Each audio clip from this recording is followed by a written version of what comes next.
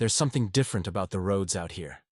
In the daylight, the Appalachians are all green ridges and quiet streams. The kind of beauty that makes you think the world's still innocent. But when the sun goes down, the land remembers things.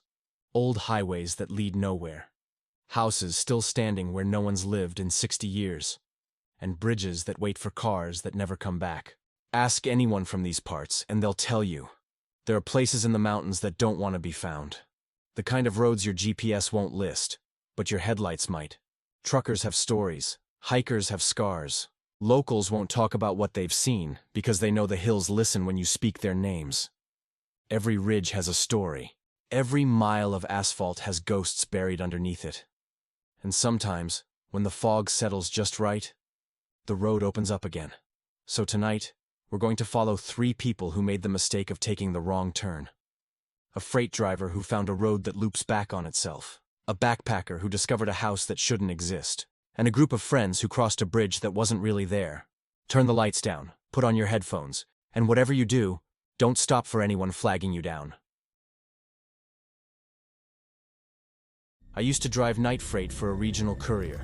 Mid-sized box truck, 30 routes a week. Nothing glamorous but steady work. I liked the night runs. Empty highways, AM radio. The rhythm of truck stops lit up like lonely islands. You start to think of the country differently at 3 a.m. Like it's alive, just quieter when people sleep. That night, I was running a new route through the Blue Ridge foothills. The dispatcher said it would shave 30 minutes off my usual run from Johnson City to Roanoke. I should have known better than to trust a shortcut in the mountains. The map they gave me was just a line with no name, curling through blank green. The turnoff came around 11:40 p.m., a narrow county road that dove into the trees. No signs, no streetlights. The pavement was old but still intact, smooth in that way that means it's been forgotten rather than maintained. My headlights reached only a few yards ahead before the forest swallowed them whole. The GPS started lagging, spinning the blue arrow in place. Typical dead zone, I thought. About 20 minutes in, I saw the first car. It was pulled off to the side, nose buried in brush, hazard lights winking like dying fireflies. I slowed, leaned out the window, called if anyone needed help. Nothing. The windows were fogged from the inside. When I stepped out, the air smelled like iron and rain that hadn't fallen yet. The interior of the car was empty, the seats dry, the keys still in the ignition. The dashboard clock blinked 12 seconds over and over. I figured it was abandoned, flat tire maybe, and got back on the road. 10 minutes later, my headlights caught something on the shoulder. Another car, same color, same dent in the fender, same damn license plate. I laughed then, the way you do when your brain hits static. Maybe I turned around without realizing. I checked the odometer. I hadn't. I'd gone forward 12 miles. The map still said I was on County 611, but the route lines had vanished. I drove on. The forest pressed closer the deeper I went, the branches arching into a tunnel. Every few minutes, I'd see something just out of the corner of the beams. A mailbox, a fence post, a glint of glass. But when I turned my head, there'd be nothing but black trunks and leaves. Somewhere ahead, the road began to climb. I shifted down, the truck growling as it pulled up a long grade. My headlights hit a wooden sign, half rotted but still legible. Miller's Hollow, 2MI. I don't know why, but that name sank into me like a splinter. I'd never heard of it. The dispatcher hadn't mentioned any towns between the drop points. The radio started picking up static, the kind that hums like a voice too low to make out. The air inside the cab felt thicker, humid in a way that didn't belong in the cold. Then, around the next bend, the fog rolled in. Not the drifting kind. This was dense, white, unmoving. I slowed to a crawl. My high beams bounced back off the mist, showing only my own reflection in the windshield. The world went soft, silent. Even the engine seemed muffled. Then I saw the car again, parked dead center in the lane, hazard lights winking. This time, I didn't stop. I eased around it, tires crunching over gravel that hadn't been there a second before. The road narrowed to one lane. The fog pulsed, like it was breathing. Shapes moved inside it, tall and thin, too symmetrical to be trees. I pressed the gas, watching the speedometer climb. The GPS chirped once before dying completely. When I broke through the fog, it was like crossing a curtain. The road leveled out. I looked in the mirrors. Nothing behind me but gray. Ahead, the valley opened wide, full of stars again. For a second, I thought I was free. Then I saw the sign. Miller's Hollow. The same one, same tilt, same bullet holes in the letters. My stomach went cold. I knew then that I hadn't gone forward at all. I'd looped. I killed the lights, pulled over, and just sat there in the dark. The forest sounded wrong, too even, like playback. The chirps and rustles came at perfect intervals, like someone pressing keys on a looped recording. I turned the ignition. Dead. Not even a click. Out the windshield, the fog began to seep back down the hill, slow and deliberate, like it knew where I was. In the rearview mirror, red lights flashed, the abandoned car's hazards right behind me now, though the road had been empty seconds ago. A sound came from inside the cab, metal flexing. The glove box popped open on its own. Inside lay a folded paper map, yellowed, edges burned. When I opened it, there was one mark in red pen, a circle around Miller's Hollow. Handwritten next to it, in block letters, "Stay on the main road, do not exit." I dropped it, looked up. The road was gone. The truck sat on packed dirt now, no lines, no asphalt. The forest had shifted, trunks farther apart, the canopy lower. I tried the radio, but the channel dial spun endlessly, never catching a signal. Somewhere in that silence, I heard a hum. It was the same low mechanical note that freight docks make when you stand alone at night. Steady, electrical. But this wasn't machinery. It was inside the air itself. I left the cab and stepped out. The fog had returned but kept its distance, circling the truck like an animal testing boundaries. My flashlight cut maybe 10 feet before dissolving. On the ground, the tire tracks I'd made didn't go anywhere. They ended a few feet behind me. Then the lights on the truck flickered on by themselves. Brights, dome, dash, every bulb at once. For a heartbeat, I saw movement at the edge of the tree line. Figures, gray and still, facing the truck. Too tall, too narrow, like people stretched vertical. When the lights died, they were gone. But the shapes their bodies had cast stayed burned into my eyes. I climbed back in and slammed the door. The ignition caught. The GPS screen came alive for 1 second, just long enough to show my position sitting in open air, a blinking dot hovering over nothing. Then it shut off again. I drove until I saw pavement, then signs, then, miraculously, headlights in the opposite lane. When I finally hit Route 19 again, it was 4:17 a.m. I'd been gone over 4 hours, though my fuel gauge hadn't moved. Later, I asked around. No one had heard of Miller's Hollow. The county clerk said there'd been a town by that name once, back in the 50s. Mining accident, road collapse, condemned land. The old route had been cut off years before. I went back once in daylight. The turnoff was still there, but a chain ran across it, rusted into the posts. A sign hung crooked above. Road closed, no entry. Behind it, the pavement ended in grass. Sometimes I'll be driving other routes at night, long stretches of nothing between towns, and the radio will fuzz. Just static. But if you listen close, really close, you can hear a hum underneath. And every so often, the GPS arrow drifts, turning off the highway for a second, pointing towards somewhere that isn't there. When it does, I don't look, because the road that shouldn't be might still remember me. I was 19 when I first hiked the Appalachian Trail. Just me, a pack, and more confidence than sense. I'd read stories about people losing their way in those woods, whole ridges swallowing hikers for days. I thought that kind of thing only happened to folks who didn't pay attention. I paid attention, until the trail stopped paying attention to me. It was the third day. Fog hung low between the trees, soft and milky, blurring everything past 20 feet. The markers had been clear all morning. White blazes on bark, nailed signs, but somewhere past noon, they stopped, just vanished. 1 second they were there. The next, I was walking through blank forest. I should have turned back, but the trail felt like it was still leading me somewhere. You ever get that feeling? Like the woods are watching and waiting to see what you'll do next. After about an hour, the fog began to thin. That's when I saw the path. It wasn't marked.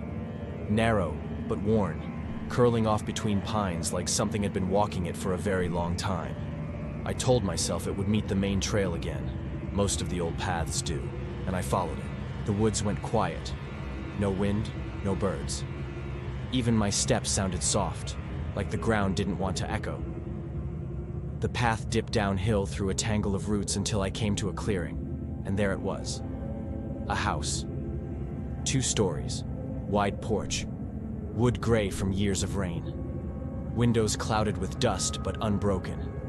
It shouldn't have been there. The map I'd memorized didn't show any structures for miles. There was smoke rising from a brick chimney, thin, straight, pale gray. I thought, maybe someone lives here. Maybe I could get my bearings. I knocked on the door. Nothing. I knocked again. The 3rd time, it opened on its own. Inside smelled like old cedar and wet stone. The light filtering through the curtains was weak and yellow. The furniture was handmade. Carved chairs, a quilt on the couch, an iron stove still warm to the touch. But everything had that feel of pause, like someone had just stood up and walked out a few minutes ago. There were family photos on the wall. The faces looked faded, not from age, but like the light itself had forgotten how to remember them. All except one, a young girl standing beside a well in the yard, holding a lantern. Her eyes were clear. She looked real. Something about that photo kept me from sitting down. I went to the kitchen. The sink had no faucet, just a bucket and a metal basin. There was no light switch, only a lamp with oil. On the counter was a loaf of bread, half cut, but dry and hard as stone. Then the floor creaked upstairs. Not a mouse or settling timber. Heavy human weight. I froze. Called out. No answer. The sound came again, deliberate. 2 steps across wood, then silence. I backed toward the door, but when I turned the knob, it didn't move. I tried harder. Locked. I hadn't locked it. I hadn't even closed it. The air thickened, warm, humid, like a storm was about to break. The curtains fluttered through the windows were shut. I turned back toward the stairs. A lantern burned at the top. It hadn't been there before. Its glow didn't spread like firelight. It was too steady, almost electric, but old in a way I can't describe. And then I saw her, the girl from the photo, standing beside the banister, lantern in hand. She wasn't moving, just watching. Her skin had the same gray tone as the wood. I said, "I'm lost. I didn't mean to." She turned her head toward the wall behind her. Not away from me, but toward something else, as if listening. And then I heard it. A soft humming, like a lullaby sung through glass. The tune was simple and slow, looping the same 3 notes. I stepped back, heartbeat hammering. The humming grew louder, but it wasn't coming from upstairs. It was coming from beneath the floor. The lantern flickered, dimmed, then went out. When it did, the whole house sighed. Boards flexed, walls groaned, dust drifted down from the ceiling. The front door swung open, not out to the clearing, but into darkness, like the house had turned itself inside out. I ran. I don't even remember stepping outside, just the feeling of branches whipping my face. The forest looked different now, taller, closer. I didn't stop until I hit a creek that hadn't been there before. I followed it downstream for what felt like an hour before I saw light again. A ranger's truck parked on a dirt road. The ranger was half asleep when I banged on his window. He drove me back to the main station, said I'd wandered off the trail and ended up in a section that hadn't been maintained in 50 years. When I mentioned the house, he stopped. "What house?" he asked. "The one behind the pines. 2 stories, porch, chimney." He shook his head. "There's nothing out there but ruins. Some old foundation stones. That place burned down in '62. He showed me a black and white photo pinned to the wall. Charred beams, a well, and a collapsed roof. In the corner of the picture, a single lantern still hanging from what was left of the porch. That night, as I unpacked my bag at the hostel, I found something wedged into the side pocket. A small piece of fabric, stitched, faded, smelling of smoke. A corner of the same quilt I'd seen on that couch. We were 17, me, Alex, and Ben. Summer kids from a dying town, chasing something to do that felt like it meant anything. We didn't have much out there in the mountains, just long roads, beer someone's cousin stole, and old stories passed around campfires about places you weren't supposed to go after dark. Coldwater Creek Bridge was one of those places. It was just outside the county line, a single-lane iron bridge that hadn't been used in decades. Locals said it had washed out sometime in the 70s, but if you drove far enough down Route 41, you'd still find it standing there, half covered in vines. And if you went at midnight, parked your car, and turned off the lights, you'd hear children laughing underneath it. That was the legend anyway. So, one muggy Friday night, we decided to prove how fearless we were. The road down to the creek was worse than I remembered. Gravel crunching under tires, headlights bouncing off trees that seemed to grow closer the deeper we went. The air smelled like river mud and something metallic. When the bridge came into view, it didn't look like something built by people anymore. The frame was eaten with rust, the wooden planks warped and sunken, vines curling through the rails. The metal nameplate bolted to the beam was unreadable, just a smear of oxidation. We parked a few yards away. Alex killed the lights, and the world shrank to the glow of the dashboard. The first sound we heard wasn't laughter, it was dripping, slow and steady, echoing up from the creek below. Ben grinned and said it was probably just water hitting tin. He got out, slammed the door, and started walking across. The wood groaned under his boots, but it held. I followed. The air was heavy, electric. Every breath tasted like iron. Halfway across, we stopped. The creek below wasn't moving, not frozen, just still, like glass. The moonlight hit it, but nothing reflected back. Alex joined us, his flashlight beam shaking slightly. "We're supposed to hear kids, right?" he said. Ben smirked. Maybe they're shy. Then something splashed. Not far, just beneath us. A ripple spread across that dead water. Another drop followed, but this one sounded wrong, too hollow, too slow, like a stone falling through syrup. We leaned over the railing, shining our lights down. The beam didn't reach the surface. It bent, like it was hitting fog under the water. Then came the laughter. Soft, distant, almost joyful. It wasn't coming from below. It was all around us. The air itself seemed to vibrate with it. Childlike, but stretched, like a recording played at half speed. Ben froze. "Do you hear that?" Before I could answer, his flashlight died. Then Alex's. Only mine stayed on. And that's when I saw the wet footprints. Tiny, barefoot prints appearing on the planks ahead of us, one after another, walking toward the middle of the bridge. They glistened as if freshly stepped. Then, just as suddenly, they began moving backward, like whoever made them was retreating into the dark. We backed away, slow. The laughter turned to whispers, words we couldn't make out. Then the boards beneath us shuddered, a sound like something crawling underneath, wood flexing, bolts straining. Ben bolted for the car. Alex followed. I turned to run, and felt the bridge dip behind me, like something heavy had just stepped onto it. When I reached the end, I looked back once. The far side was empty, but the railing was wet, dripping steady into the creek that wasn't moving. We jumped into the car. Ben hit the ignition. The headlights came on, and there was no bridge, just a gap in the road, 20 feet across, nothing but air and a slow black current beneath. He killed the engine. None of us spoke for a long time. Eventually, we backed away and drove home in silence. The next morning, I went back. Daylight made it worse. The road ended at the creek. Sure enough, the banks overgrown with grass and reeds. No bridge, no metal beams, no tire marks except ours. I walked to the edge and looked down. The water moved like it should, fast, loud, full of light. Then I saw it, a piece of rusted iron caught between two rocks, half submerged. A fragment of railing, curved, twisted. When I crouched to look closer, something else glinted in the mud. A small toy car, blue, bent, but new-looking. It wasn't ours. None of us had one like it. I left it there. Over the years, other people have told their own versions of the story. Different bridge, different town, same laughter under the water. Some even claim to have seen lights floating through the fog down there. But I know what I heard. Because every time it rains, when the air goes still and heavy, I swear I can hear that same dripping sound. Slow, steady, patient.